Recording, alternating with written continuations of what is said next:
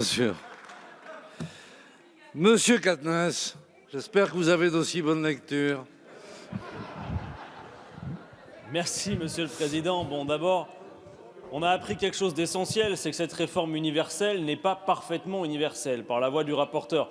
Je propose donc de modifier le titre de la loi immédiatement, ou alors de sous-amender chacune des lignes du texte qui comporterait le terme universel pour plus de clarté, puisque je veux bien faire confiance au rapporteur. Je veux contribuer, Monsieur le Président, au débat s'agissant de l'encouragement à la capitalisation.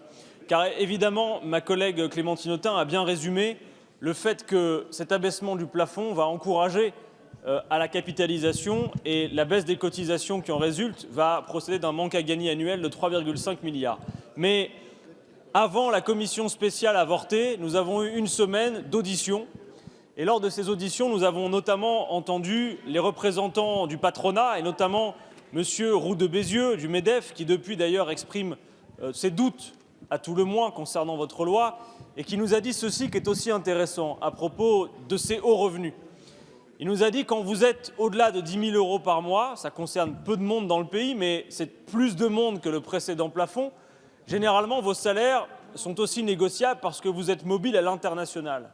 Et donc potentiellement, il y voit aussi un risque peut-être que les gens partent.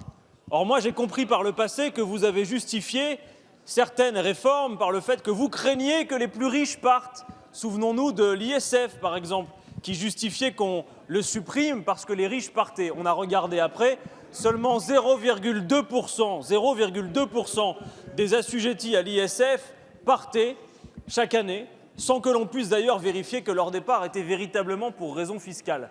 Mais là, en l'occurrence, il y a effectivement aux yeux du patronat un risque que les plus hauts revenus soient tentés de s'en aller parce qu'ils ne vont pas se laisser faire les poches et donc ils devront compléter les droits à la retraite qu'ils n'auront plus acquis avec cet abaissement de plafond. Merci, cher collègue. Monsieur Dupont-Aignan.